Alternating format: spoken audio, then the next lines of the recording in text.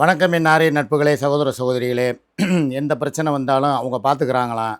அவங்க மையம் விஷயத்தை அவங்களே டீல் பண்ணிக்கிறாங்களாம். காலையிலேருந்து என் மேலே வந்து கடும் கோபத்தில் இருக்காங்க. காரணம் என்னென்னா, சுமியை பேச விட்டு நான் வேடிக்கை பார்த்தேன்னா. இதெல்லாம் வந்து உலகம் நம்புகிற மாதிரி இருக்கா? இதை வச்சு காலையிலேருந்து இப்போ வரைக்கும் சண்டை போட்டு கட்டி நாரி, இப்போ ஸ்டேஷனுக்கு போனியா என்னப்பான்னு கேட்டால் அதை நான் பார்த்துக்கிறேன். சரி, அவனுக்கு விருது வழங்கும் விழாவுக்கு போகணுமே, என்னப்பா ஆச்சுன்னா அதையும் நான் பார்த்துக்கிறேன். அதுக்கப்புறம் இன்னும் எல்லாத்துக்குமே நானே பார்த்துக்கிறேன், நீ இந்த வீட்டை விட்டு கிளம்பு, ஒன்று நீ இருக்கணும் இல்லைன்னா நான் இருக்கணும் அப்படின்ட்டா. சரி, அப்போ நானே கிளம்புறேன் அப்படின்னு சொல்லி பேக்கில் எல்லாத்தையும் எடுத்து வச்சேன். கடைசியில் பார்த்தா என் குடும்பத்துக்கே சாபம் விட்டா. உன் குடும்பம் நல்லா இருக்காது, என் பிள்ளைய பேச விட்டு வேடிக்கை பார்த்த நீயும் நல்லா இருக்க மாட்ட, அப்படி இப்படின்னு சொல்லி ஏகப்பட்ட விஷயங்கள் காலையிலேருந்து இங்கே ஓடிக்கிட்டு இருக்கு. நிறைய ஊமைக்குத்து உள்குத்து வாங்கியிருக்கேன். அதையும் மீறி இப்போ என்னை கிளம்பு, நீ ஊருக்கு நீ தான் கூட்டு போகணும் அப்படின்னு சொல்லிவிட்டு பேக்கு துணிமணி அவங்களுக்கு ஸ்நாக்ஸு எல்லாத்தையும் வாங்கி வச்சுட்டு இப்போ என்னையை கூட்டிகிட்டு இப்போ உட்காந்துக்கிட்டு இருக்கா. கடைசியில் கீழே விழுந்தாலும் மீனிசையில் மண் ஓட்டாத கதைன்னு ஒரு கதை இருக்குது தெரியுமா? அது இந்த வீட்டில் தான் நடக்குது. எங்கே போனாலும் நான் தான் வந்து ஆகணும். நான் ஒரே வார்த்தையில் சொல்லிட்டேன். ஆக மொத்தத்தில் பக்கா பிளான் போட்டு உன் புருஷன் அங்கே வர சொல்லிட்டு நீ இங்கேருந்து பிள்ளைக்குட்டியோடு கிளம்பிட்டு என்னை வர வேணான்னு சொல்லும்போதே எனக்கு தெரியும்னே உடனே வந்து ஆரம்பிச்சிட்டான். அப்போ நீ என்னை சந்தேகப்படுற, நீ இதுக்காகவே என் கூட வா, நீ வந்து கார்லேயே உட்காந்துக்க, அங்கே பாலவிநாயகன் வர்றாரா வரலையாங்கிறத அங்கே வந்து நீ நேரில் பாரு, அவர்கிட்ட நான் ஃபங்க்ஷன் வந்து நாளைக்குன்னு தான் சொல்லியிருக்கேன், இன்றைக்கி நான் சொல்லவே கிடையாது. சரி, உனக்கு துரோகம் பண்ணக்கூடாதுங்கிறதுக்காகத்தான் இந்த முடிவை நான் எடுத்திருக்கேன். இல்லாத பட்சத்துக்கு ஏன் அவர் கூட போனால் என்ன ஆயிரும், என்ன நடந்துரும், நீ என்னத்தை கிழிச்சிருவ, கேப்பையை நட்டுருவ அப்படின்னு சொல்லி என்னையவே கேள்வி கேட்குறான். நான் ஒன்றுமே பண்ண மாட்டேன். நேராக இவள் கிளம்புனதுக்கப்புறம் என் துணிமணி, என் மருந்து மாத்திரைகள், எனக்கு தேவையான திங்ஸு எல்லாத்தையும் எடுத்துக்கிட்டு என் பப்புவையும் கூட்டிக்கிட்டு இப்போ கூட என்ன சொன்னேன், நீ வர வேணாம், ஆக்டிங் டிரைவரை வந்து மரம் பிரியனை வர சொல்லு, அவரை கூட்டிகிட்டு நான் போகிறேன், இல்லைனா வேறு ஏதாவது இந்த இதில் ஆப்பில் போய் பார்த்து ஆக்டிங் டிரைவர் இருந்தால் எனக்கு வர சொல்லு, நான் அவங்க கூட போகிறேன் அப்படின்ட்டா. நான் ஒரு அப்ஜெக்ஷனுமே சொல்லலை, இப்போ வரைக்கும் சொல்கிறேன். இப்போயுமே வாண்டடாக தான் அவள் என்னை இழுத்து கூட்டிகிட்டு போகிறான். நான் போகிறதுக்கு எனக்கு துளி கூட விருப்பம் இல்லை. ஒரே தான் இந்த ட்ரெஸ்ஸை பூரா அள்ளி வச்சுட்டு மாத்திரை டப்பாவை எடுத்துட்டு என்னது என்ன அப்படி எப்படி இவ்வளோ நேரம் நீ என்ன பேசுன, இப்போ அப்படியே வீடியோ போட்டவுன்னு அப்படியே நடிக்கிற. என்ன ஒரு தப்பு இல்லைன்னா இவ்வளோ நேரம் என்னை கெஞ்சி காலில் விழுந்தியா, அதை சொல்லு.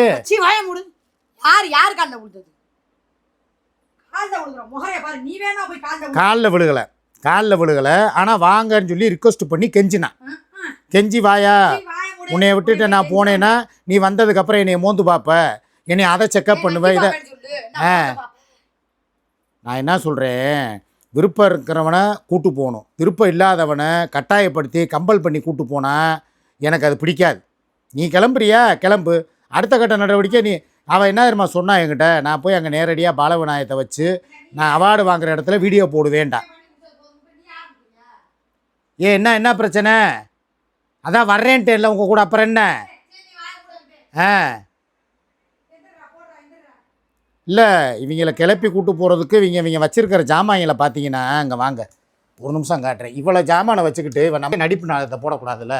இது என்னது, இங்கே ஒரு 2 பை இருக்கா, இந்த அவன் நிற்கிறாளா, இந்த அவன் ஒருத்தர் ரெடியாகி உட்காந்துருக்கானா, இங்கே பாருங்கள் ஸ்நாக்ஸு, இந்த பக்கம் பாருங்கள் 2 மூடை, இந்த பேக்கு, இது எல்லாத்தையும் எடுத்துக்கிட்டு இதமாக அவன் கோகுல் எடுத்துகிட்டு வண்டியை கொண்டு போயிட்டான்.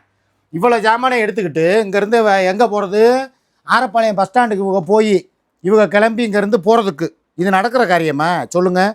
சரிப்பா, சரி ரைட்டு ஓகே, வர்றேன்னு சொன்னால் ஒரு மனுஷனை சரி வாங்க பதவுசா வாங்க போயிட்டு வரலாம் அப்படின்னு சொல்லி கூப்பிடணும். அதை விட்டுவிட்டு எல்லாத்துலேயுமே ஏடா கூடமா. நான் வந்து ஒரே வார்த்தை கேட்டேன், என்னென்னா அவள் என் கண்ட்ரோலில் கிடையாது, அவள் அவுட் ஆஃப் கண்ட்ரோலு. இலங்கைக்காரன் கூட அவள் வந்து குச்சால் பேசிக்கிட்டு அவள் அங்கிட்டு இருக்கா. நான் இன்னும் நிறையா பேசலாம், ஆனால் வேணான்னு பார்க்குறேன். அவள் நம்ம சொல் பேச்சு கேட்குறவள, இவள் பிள்ளைய பேசாத அவள் பிள்ளைய பேசாதன்னு சொல்கிறதுக்கு எனக்கு இல்லை. அப்படி வேணும்னா வா, உன் கூடவே வர்றேன். ஏற்கனவே அவன் மேலே ஒரு எஃப்ஐஆரை போட்டோம்ல இந்த வீடு தேடி வந்ததுக்கு, இதே மாதிரி வா, இன்னொரு எஃப்ஐஆர் போடுறதுக்கு நான் ரெடி. வா, கைப்பட எழுதி தரேன், கையெழுத்தை போடு, கூப்பிட்டு லாடம் கட்டட்டும். அவள் அடங்க மாட்டா. ஏற்கனவே ஒரு விஷயத்துக்கே கோர்ட்டு கேஸுன்னு அலைஞ்சிக்கிட்டு இருக்கோம், வாய்தாவுக்கும் வக்கீலுக்கும் நான் பீஸ் கொடுத்துக்கிட்டு இருக்கேன். அப்படி இருக்கும்பொழுது இப்போ தேவையில்லாமல் இவ பிள்ளை விஷயத்தை அவ ஏன் பேசணும்? காலையிலேயே நான் கண்டித்தேன், ஆனால் இவன் என்னருமா சொல்கிறா, இதுக்கு பேர் கண்டிப்பா, என்ன அப்படியே பட்டும் படாமல் தொட்டும் தொடாமல் அப்படியே உன் பொண்டாட்டிக்கு ஒத்தடம் கொடுக்குறியா அப்படிங்கிறா. என்னை என்ன அவனை சொல்கிறாங்க, ஏங்க உரலுக்கு ஒரு பக்கம் இடினா எனக்கு என்னங்க போகிற பக்கம் பூரா இடியாக இருக்குது. எல்லாரும் ஏன் தலையிலையும் இடி இறக்குனீங்கன்னா நான் எங்கே போவேன்? எல்லாத்துக்குமே ஒரு அளவு வேணாமா? அவளை போய் கண்டி என் பிள்ளைய பேசுகிறா. அவள் அங்கே ஸ்க்ரூ போட்டு விட்டு பேசுகிறான். மூக்குப்பொடி போடுற ஸ்க்ரூவுக்கு இவ வேலை பார்க்குறான். அவள் பேசுனா அந்த போய் எஃப்ஐஆர் கொடுக்க சிஎஸ்ஆரை வாங்கிட்டேன் எஃப்ஐஆர் போட போகிறோன்னொன்னே நீ பேசு. அப்போ தான் வந்து உன்னை வந்து சிக்கா கம்ப்ளைண்ட் பண்ண போனாலும் விட மாட்டேன். இவளே இப்போ ஒரு விஷயம் நல்லா கேட்டுக்கங்க. இப்போ மூக்குப்பொடினோடனே நான் நேரடியாக போய் சரின்னு சொல்லி எல்லாம் எழுதி கொடுத்து இந்த மாதிரி ஆடியோ ஆதாரங்கள் வீடியோ ஆதாரங்கள் எல்லாம் கொடுத்து இப்போ அந்த விஷயம் போய்கிட்டு இருக்குது, விசாரணை போய்கிட்டு இருக்குது. இப்போ அவங்க அங்கே தான் இருக்காங்க போல். நாங்கள் வந்து எங்களை இனிமேல் தான் கூப்பிடுவாங்க முதல்ல. ஏன்னா 2 பேரையும் ஒரே இடத்துல வச்சா பிரச்சனை ஆயிரும் சொல்லி நேற்றே வந்து நீங்கள் வர வேணாம், அவங்கள கூப்பிட்டு நாங்கள் விசாரிச்சுக்கிறோம், அதுக்கப்புறமா நீங்கள் வாங்கன்னு சொல்லி எங்களை வந்து எங்களுக்கு நாளைக்கு கூப்பிடுவாங்க. இல்லைன்னா ஈவினிங் கூப்பிடலாம். இல்லை ஈவினிங் கூப்பிட்டா கூட இந்த மாதிரி ஃபங்க்ஷன் இருக்குங்க, நாங்கள் அங்கே போய்கிட்டு இருக்கோம், நாளைக்கு கூட வர்றோம்னு சொல்லி நாங்கள் ஒரு நாள் நாளைக்கு கேட்போம் டைம். எப்போ இருந்தாலும் 48 மணி நேரம் ஆகும் எஃப்ஐஆர் அவங்க மேலே போடுறதா இருந்தாலும். ஸோ ஒரு நாள் டைம் கூட நாங்கள் கேட்டுக்கிறலாம். இப்போ அவள் பிளான் என்ன தெரியுமா? மூக்குப்பிடி யாரை ஏற்றி விடுறான்னா சுமியை ஏற்றி விடுறான். நீ வந்து பேசு, நீ வந்து ஓம் புருஷன் தானே அங்கே இருக்கேன், அப்போ ஓம் பிள்ளையே அவள் எத்தனையோ தடவை பேசியிருக்கலாம் இல்லையா? அப்போ நீ பேசி அவளை வம்புழு. அப்படிங்கும்போது அவள் போய் எஃப்ஐஆர் போட போகிறாளா, இல்லை உன்னைய வந்து போட விடாமல் சிக்கா தடுக்கிறாரா என்னங்கிறத நம்ம பார்ப்போம்னு சொல்லி இப்போ அவளை தூண்டி விட்டுக்கிட்டு இருக்கா மூக்குப்பொடி. ஆனால் அது தெரியாமல் என் கூட இருக்கா பாருங்க.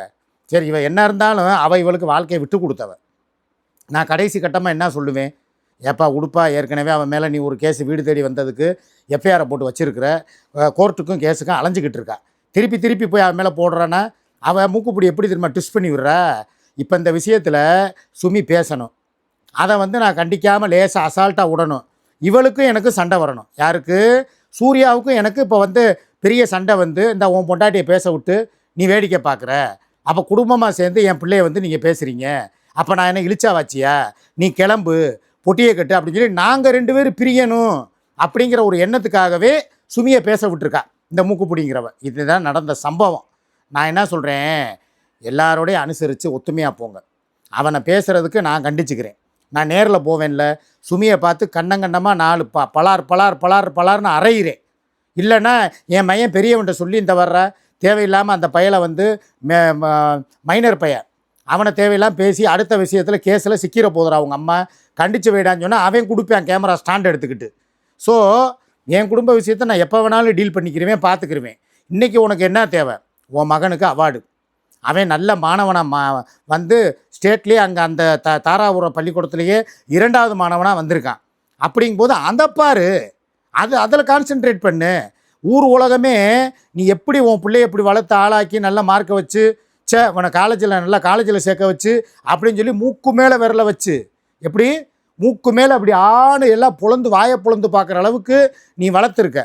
அப்படிங்கும் பொழுது இந்த நேரம் உனக்கு எப்பேற்பட்ட நேரம்? இன்றைக்கி நீ எவ்வளோ சந்தோஷமாக இருக்கணும். காலையிலேருந்து என்கிட்ட இப்படி தான் மல்லு கட்டிக்கிட்டு தெரிகிறதா?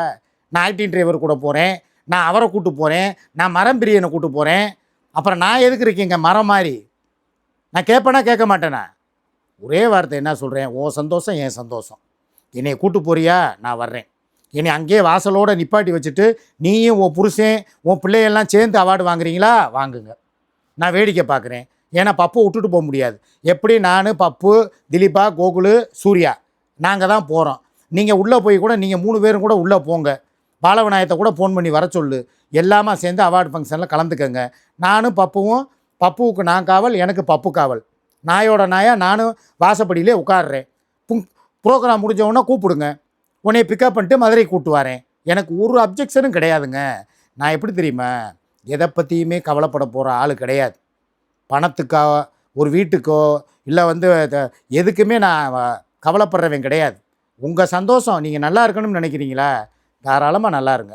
உங்களுக்கு கூட வர்ற ஒரு பாதுகாவலனாகவும் ஒரு நீ சொல்கிற மாதிரி ஓம்பாணியில் சொல்லப்போனால் ஒரு வாடகை புருஷனாகவும் வளர்ப்பு தந்தையாகவும் நான் தூரம் இருந்து வேடிக்கை பார்த்துக்கிறேன். எனக்கும் அவனை வந்து இந்த விருது வாங்குறது இதெல்லாம் பார்க்கணும்னு எனக்கு ஆசை தான். அதுக்கு உண்டான சூழ்நிலை இருந்தால் நான் உள்ளே போய் அதெல்லாம் பார்ப்பேன். இல்லையா வாசலில் ஒரு பிக் ஸ்க்ரீனில் போட்டு அவங்க விட்டுருப்பாங்க, அதை பார்த்துக்கிறேன். இல்லையா அவங்க உள்ள பிரேம்குமார் என்ற திலீபா என்ற பிரேம்குமார் இங்கே வாங்க, இன்னாருடைய மகனாகிய அப்படின்னு கூப்பிட்டு உனக்கு விருது கொடுக்குற அந்த ஓசை இருக்குது பற்றியா, அந்த ஸ்பீக்கரில் கேட்குற சவுண்டு, அது போதும் எனக்கு. நிம்மதியாக அதை பார்த்துட்டு வாங்கப்பா அப்படின்னு சொல்லி உங்களை கூப்பிட்டு வந்து மதுரையில் விட்டுருவேன். என் கடன் பணி செய்து கிடப்பதே. புரியுதா? நான் யாருக்காகவும் ஈகோவை பார்க்க மாட்டேன்.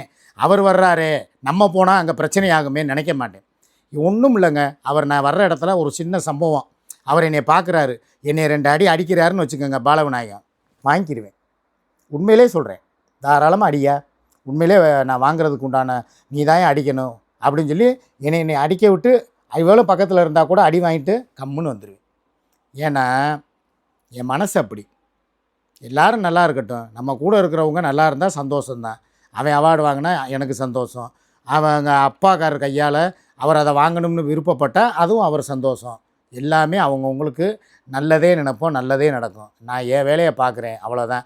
எவ்வளோ தான் காலையிலேருந்து பிரச்சனை ஓடுனாலும் இந்த கூப்பிட்டா வாங்க போகணும், எல்லாத்தையும் வண்டியில் ஏற்றுறேன்டா, வாப்பா போயிட்டு வரலாம் அப்படின்ட்டேன். அதான் என் குணம்.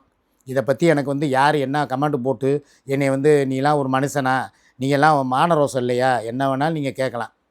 நான் அதை பற்றி யோசிக்க மாட்டேன். நான் இதுக்கெல்லாம் அப்பாற்பட்டவன். என் கூட இருக்கிறவங்க நல்லா இருக்கணும், என் குடும்பமும் நல்லா இருக்கணும்னு நினைக்கிறவன்.